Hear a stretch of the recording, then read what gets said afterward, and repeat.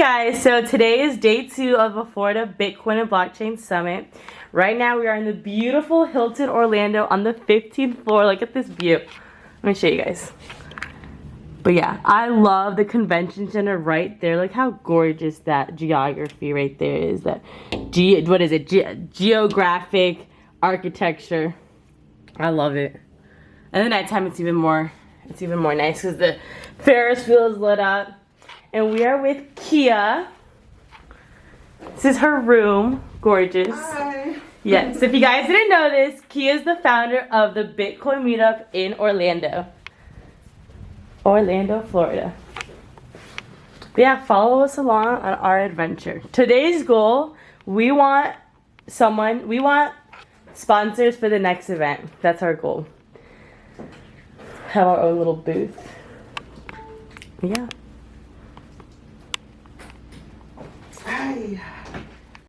So this is the OOTD, what I wore for day 2. So I got this super cute blazer. It's like a salmon color, I want to say, from Miss Priss in Ormond. I love to shop local, so I'm going to leave their website down below. My sunglasses are from Versace. My shirt is from my mom's closet, and my earrings are from a local store in Daytona called Erectus Greek Gallery. Now we are waiting for the video for the Amazon course right now. So to become an affiliate, to become an Amazon affiliate, you can earn money. So this is what they're going to teach us right now, is how to become an Amazon seller or affiliate. Different experiences. Ehud was the first to go live on the platform. Each one of you went live fairly early. So you have this history, you have this experience over time. Things change over time. And you also are fielding lots of questions in the Facebook group from people who just get approved. What are some of the good steps that they need to take in order to be successful and to avoid some of the mistakes we've made? So one thing that I started doing was looking at the things that I was really good at. What is your specialty area? So your specialty area might be something that everyone says, you're so good at that one thing. Or you might have friends and family that come to you and say, wow, you're so good at that one thing. Everybody comes to you advice and asks you for that advice for that one thing. That's when you know that's your specialty area, and it's going to link me to a second point, which is you want to start looking for items that might be in that specialty area. So for example, my background was as a reading specialist. So as a reading specialist, I would look for books that would be related to reading, reading strategies for parents, for kids, workbooks, or if you are a tech specialist, maybe you work on specifically like laptops, you might be looking at mice, you might be looking at webcams, or you might be looking at comparison on maybe 2 different keyboards on what to use. So you start looking at those. So now you know your specialty, now you know the items that you want, but then you really have to start thinking of what you have on hand at home. Don't go out buying a whole bunch of stuff. Just look at what you have at home. The things that you love to use, just think about that. And once you look at the things that you like to use, then that's when you can give the audience a real perspective on what it is that you like and what you recommend. And of course, the top thing is, be yourself. Because if you're not yourself, they're gonna see right through you, and they will let you know on that platform. They will say, you said 5 minutes ago you didn't like the XYZ mic, and now you streaming it. So you gotta be real with yours and tell them the truth. They wanna see the vulnerability, guys. They wanna see that you are a real person. If you don't like something, you can say, hey, I tried it. It just wasn't for me, but I'm streaming this anyway, so it might be for someone else. They appreciate that honesty, and in the long run, that's what's gonna help you to get those followers, and it's gonna help you to strategically place yourself as an expert in that area.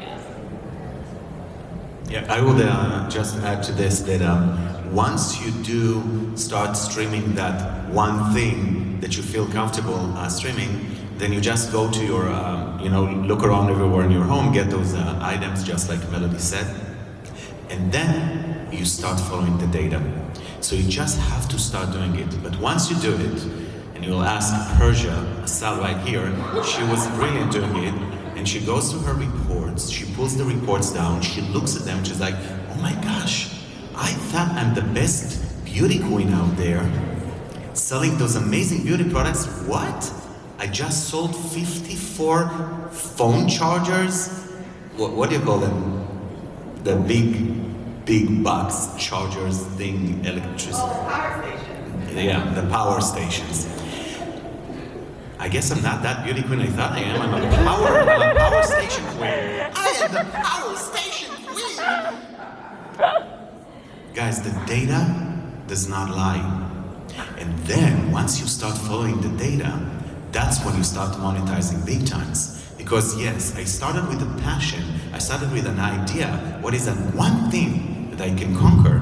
But then I realized that my audiences were thinking something else. They love when I do my DIY video of how to do something. And like, bam. So you have to start, just go and do it, like Nike says, right? Just do it. And once you do it once, twice, 5 times, 10 times, that's when you go to your history and you start checking the data and analyzing it, and that's what will make you grow from level A to the top of the tier. That's probably one of the most important things you have to keep in mind doing that. That's so good. I think when you're talking about looking at the stats, one of the things that we get caught up in is trying to sell the thing that you put in the carousel. Don't get caught up in that. Because the microphone that I put in the carousel, as long as they click on it, I get that cookie for 24 hours. And so if you're not familiar with the cookie, the quick story is it basically tracks on their computer. So as long as they check out within 24 hours, no matter what's in the cart, you get paid. And so that's really what the key is. It doesn't have to be, oh, I didn't sell the microphone. Oh, they decided to buy groceries after they clicked to see what microphone I was talking about. Cool. Look, I laughed at these guys because we were talking on one and they were like, a tire. I was like, were you guys talking about tires? And they were like, no, we were talking about podcasting. And we sold a tire, whatever. Check still clears. And so just think about that, just the content itself, right? And so I think about that. Yeah, I think one of the biggest things that, and I think this in general with influencers, and it's something that we've developed that we should thought early on, is when you're an influencer, and like as an example, you're on Amazon, right? There's millions of products. You have to start thinking like a business. You almost have to think like a retail store, like what is selling right now? So even though you might think, oh, I really love these, space heaters. Well, it's 90 degrees outside. Nobody's going to buy your space heater. But that's not to say you don't think about, what? We can make a shoppable video for this. It's going to go on the page, and eventually these heaters are going to start selling. You have to plan in advance, right? Like right now this might sound crazy, right? Because people are graduating, but you might start thinking about back to school sales. People are going to buy products back to school. So you really have to think like a business and think of cycles of when do things sell and when they don't. And that's going to help you be more successful in picking the products. And also keep you, because we were talking about this last night, right? Sometimes there can be that frustration, like why aren't people buying these things? Because you have to think about the buying patterns. And so, you say, well, I sold all these last month. Well, maybe last month there was a holiday or something that drove those sales. So start thinking about that. And then also when you're talking to brands, don't just take everything that gets thrown at you. Your credibility is on the line when you're recommending products. So if you believe in something, work with those companies, and I'm sure Justin will be talking about more of that later, but you're in a business. You're not just, well, I'm not a pretty face, Chris is a pretty face, but, you've got the ability to make people, make decisions. And I know we've been talking to our friend Roger. Roger is an expert in the field of plumbing. So if he were to start doing a show on Amazon about plumbing stuff, right, people are going to listen to him. And he could be selling those. I have a great... Hello beautiful people. So today is day 2 of Podfest, and I am so grateful to be here because they taught me a step-by-step guide on how to become an Amazon influencer. So I'm just going to be walking around, sharing with you guys my experience, and I hope to see you at the next Podfest. I want to say Podfest is like the college of social media. So if you want to be a social media influencer, come out and vibe, okay? Come out, have fun, and learn. Like, that's what this is all about, is taking the knowledge that you're learning and applying it, okay? Your brain is a sponge. Come surround yourself by people who only want to see you win.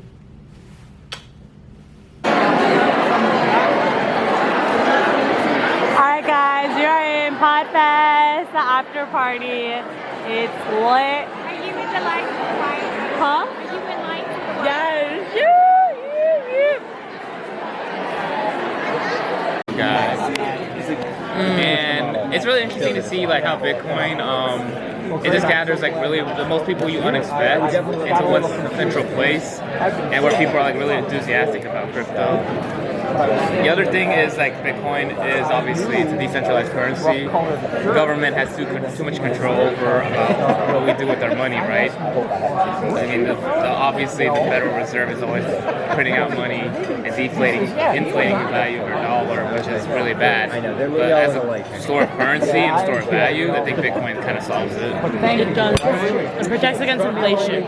Kind of, in a sense.